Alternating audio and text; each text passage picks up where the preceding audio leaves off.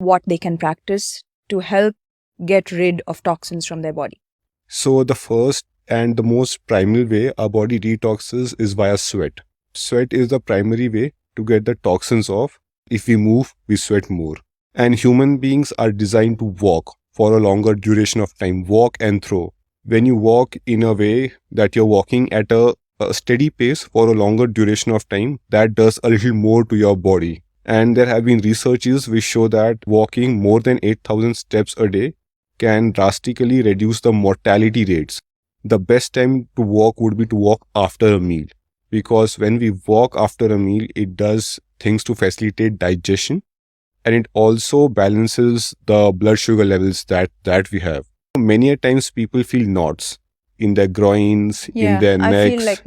I feel a knot always behind my ear, in their armpits. In my hand also sometimes. Okay. Yeah, so those knots are just lymph nodes getting saturated with the lymph fluid. And again, what facilitates the lymph nodes is movement. Movement done in terms of plyometrics. So like jumping on a trampoline. Yoga does a very good job. Jumping, dancing, yoga. And doing activities where your body moves from one position to another. The biggest thing that facilitates detox is the colon and the gut.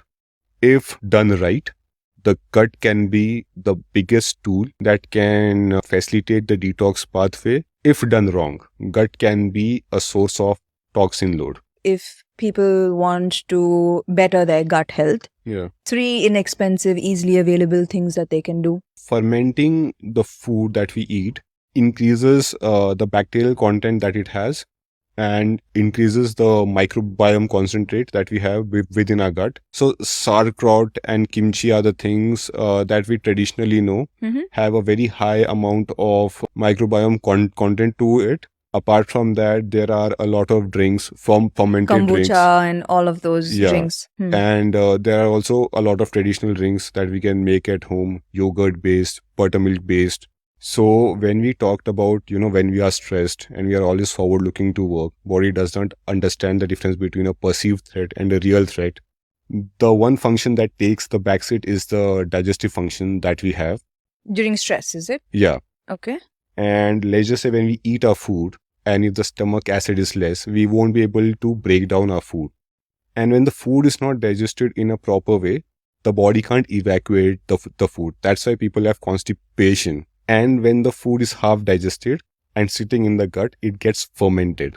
And the fermented food is a fodder for the bad bacteria within the gut. And that kind of tips the balance between the good bacteria and the bad bacteria we have within the gut. And also stomach acid has a function of keeping the bad bacteria in the gut in check. And also that half fermented food is also a toxin load to the body, and the body kind of reabsorbs that.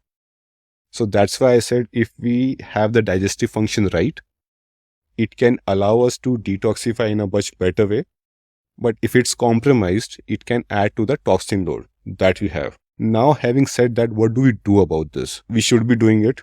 Our parents have been asking to do it. We have been traditionally doing it. Practicing gratitude has this thing where it gets the balance back from fight and flight to rest and digest. So if we do it right before when we are going to eat, it facilitates the release of stomach acid.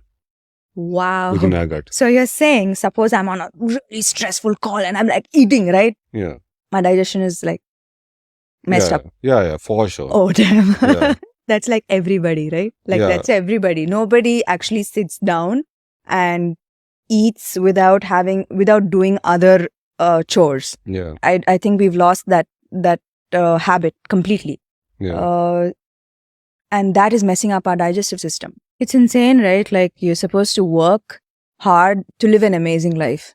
And then at the end of the day, all we do is work. We don't even have time to eat food well, eat food in the way that food is meant to be consumed. Yeah. I hope not everybody has to find out the hard way that of all of the bad habits that we have. Yeah. And that's the reason for this podcast, so that people can take preventive measures and just understand what we're doing wrong, because we're doing so many things wrong during the course of the day that we had no idea that we were doing wrong. Yeah.